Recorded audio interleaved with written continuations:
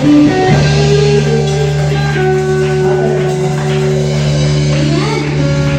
the Lord. Ang kalungkaran alang lamang sa Diyos. Amen? Amen. Praise the Lord. Church, malipay ba mo kung naitaw ngayon mo nga God bless you? Malipay mo? Pwede ba ngayon natin karapat na God bless you? God bless you. Dito kayo siya matulong mo na ang Ginoo magpapanalangin sa imo. Ang Ginoo magpapanalangin ka nato. Dito tayo maginawang na naitaw ngayon na God bless you. God bless you. Igsoon nga naman. Kung sino kayo siya matulong igsoon, apan nagpasabot siya nga kung naitaw ngayon mo nga God bless you. Nagpasabot ana nga nag-ampong siya nga naan maayo ka God bless you. Church, I want to share to you the prayer of David in Psalm 144, verse 12 to 15. Giampo ni David sa Ginoo, nga panalanginan sa Ginoo ang iyang mga anak, nga mga lalaki o bisan pa man sa iyang mga anak na mga babae. O panabuon sa Ginoo ang iyang mga kagtangan, ang iyang mga kahayupan.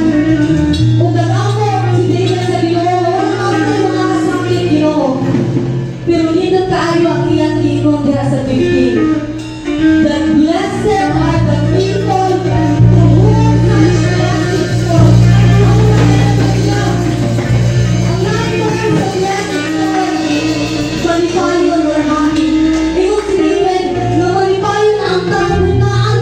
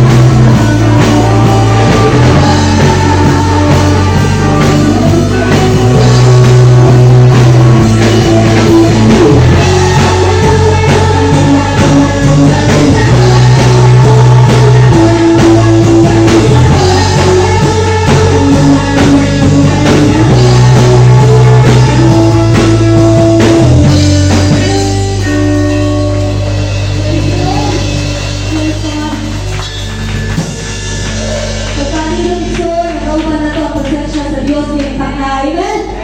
Amen. Praise the Lord. Ang tanan na kalungganan ng Diyos o kahinayaan. Alam mo lamang kami mo, Lord. Malalaing na Diyos na mabayaw nilitak na sa buntagong Diyos lamang sa iyong pangalan, Lord. Pagkanino na Diyos nga hindi mo makanakan ng katigong, Lord, sa baday mong pagsimba sa iyong pangalan. Wala kami lang Ginoo na tumong nilitak na, Lord. Nga ikaw, Ginoo, ang mahimuot, ma-entertain, Lord, sa among mga baday, diha kanimo. Wala'y langin ng Diyos na pinaka-object sa among pagsimba karon. Gawas lamang, Ginoo, diha kanimo. Ikaw ang Diyos na gamhanan. Ikaw ang Diyos na takus sa tanan ng mga patay, mga magpasalamat. Praise the Lord. In Psalms 37 verse 4 it says, delight yourself in the Lord, and He will give you the desires of your heart. Church, kung magiging delight, it means na atong pangitaon ang kalipay diha sa Ginoo. Church, tinuod na kalibutan ang hatag natong kalipay. Pero dili tinuod na kalipay. Temporary lang, wala na. Tungkol kay ang tinuod na kalipay naa sa Ginoo. Ang tinuod na kalipay, church, na lang atong unahon ang Ginoo, igbaw sa tanan. In Matthew 6:33 it says, seek first the kingdom of God and His righteousness. Unahon natin pagpakita ang Ginoo.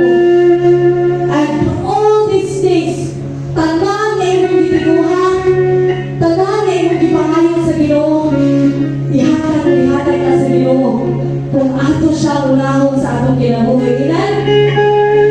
Sa story ni Mary ug ni Martha, ay daw pagigilatan nini. Nasa dihang bibisita si Christ sa ilang balay. Kung sa may binuhat ni Martha, busy ayon siya. Nagto siya kusina para mag-prepare, para ibutang sa lamisa. Pero kung sa may binuhat ni Mary, mas ipili niya ng lingkod, diha sa presensya sa Ginoo, o mabinaw sa iyang mga bulong. Church, hindi atabo na mas ipili ni Mary kung unsa ang pinakamayong matag na mga hatag ng kalipay sa Ginoo. Walang iya giuna ang suman, pagkatiman kung bisan usa ng ganito, pagtrabaho, atiman sa iya, lawa siya'y anak, pero mas ipili niya na ulingkod o maminaw sa Ginoo. Church, naay mga panahon sa atong kinabuhi na parikatan ni Martha. Usahay, busy kayo ka sa atong kinabuhi. Busy ka nga atong mahuman ang atong mga trabaho sa gawas. Pero kung sa may atong nakalimtan, ang atong panahon sa Ginoo. Naay mga kasawa, church, nabili niyang asawa sa Suhanon. I-invite siya o event. Nalayo kayo siya malapit. Nakini sila tuwang mga asawa. Close kayo sila. Di ko pili sila magulag. Nagabot ang tayo, niliradang iyang asawa. Kaya mahimo siyang speaker sa event. Ang iyang bata, sinitext niya. Nalang, giningan ako pamahayin ni mo. Kamusta ka muli? Ang iyang asawa, nalipay sa siya. Kaya diningaw man din akong bahan ako. Ingon, sulod siya mo na muna, ingon siya nga, what if kaya ko, madilin ako, basahon ang text sa akong bata. Di ko mo reply niya. Pasagdaan na ako siya, hangtod muli ko, sakay mahitabo. Siyempre, maguba ang ilang relasyon. Church, anak sa ang atong relasyon sa atong Ginoo. Usahay, makalimutan sa presensya sa Ginoo. Tungkol kay busy kay ta sa pagbuhat sa tanan ng mga butang kalimutan na para ulampo ka sa atong kinabuhi. Pero aduna dayon sa katawo na kanunay na nagluong sa ato gusto siya nga muhatag ta og panahon diha sa iya. Church, bakit pa sa tulong sa Ginoo? nga kung ipaduol ta niya, siya magpaduol sa kanato. Church, gusto pa ba nga nakakanunay presensya sa Ginoo sa imong kinabuhi? Amen, praise the Lord.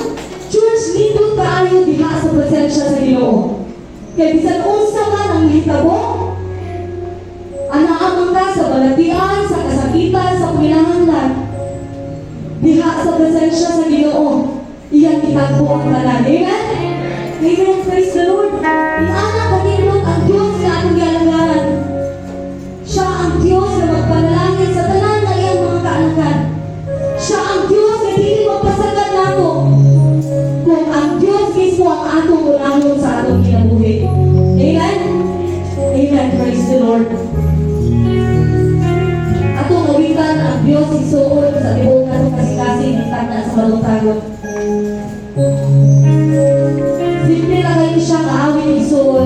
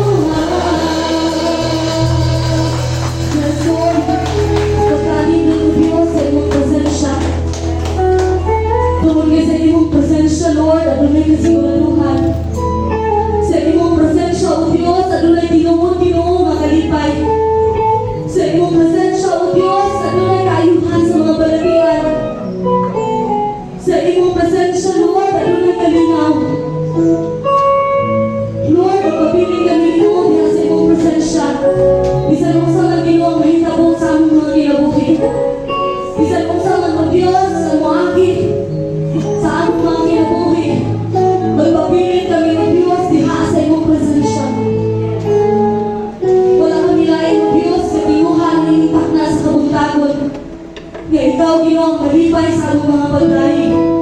Ikaw, O Diyos, ang babayo, Lord, ikaw, Ginoo, sa tanan. Lord, kung yan ang akong kinabuhi, ang maghatag ng mga paglahi, ng mga pagsimba, Ginoo, diha kalibog. Lord, wala kami rason, Ginoo, at hindi kami makahatag ng mga paglahi, diha kalibog. Tungod kay imong gibuhat ang tanan, Lord, para sa kayuhan sa imong mga kaanakan. Salamat o Diyos sa kaluwasan. Salamat o Diyos sa imong bukmang walay paglubad. Salamat o Diyos sa kasiguraduhan, Ginoo, sa kinabuhi. Nabibigyan na mabalaka, Ginoo, kung unsa ang among ugma. Tungod kay ikaw ang Diyos ka nag-prepare ang maayo, Lord God, para sa among kaugmaon. Kaduna kami, Ginoo, mga plano, mga gitinguha sa kinabuhi, Lord God. Apan wala kami mahimo, O Diyos. Tungod kay ang imong plano, Lord God, mao'y matuman, Ginoo, sa among mga kinabuhi. Salamat, O Diyos, diri adlaw. Salamat, Ginoo, sa kinabuhi sa imong kanatan nga niyang kanon. Nabibili na mo, Ginoo, ang pinakamaayong nga butang, Lord. Ang paghatag ng mga pagsipaw, mga patay, Ginoo, para Ginoo diha kanimo. Lord, itugot, O Diyos, na among mga kasing-kasing, Lord, nga huna-huna. Andang kanunay, Lord, na muhatag, Ginoo, mga pagsipaw, mga patay, diha kanimo. Lord, kung unsa man, Ginoo, ang mga naman, Ginoo, niini. Iluwi kami, O Diyos, imuha kami nga putli. Ug hatagi kami, O Diyos, ug bako nga kasing-kasing, Ginoo, sa matag adlaw. Kanimong gawaton, O Diyos, ang among mga patay, isipusa ka mahumot. Kay insinso, Ginoo, diha sa imong lapangan, Lord. Pagkaanidot, O Diyos, sa mga langit, Ginoo, diha kanimo. Wala kami lain, Ginoo, nga hunahunahon. Tungod kay naa kanimo ang tanan, Lord God.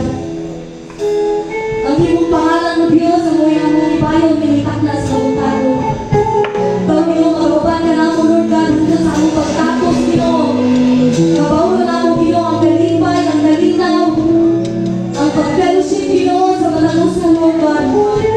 Mapulo kami, Ginoo, sa imong mga pulong, nilitak na, Ginoo, sa kabutado. Pulo kami, Ginoo, sa imong presensya, Lord God. Nawalay lain, Ginoo, nga maghari sa among mga kasing-kasing, gawas lamang, Ginoo, diha kanimo.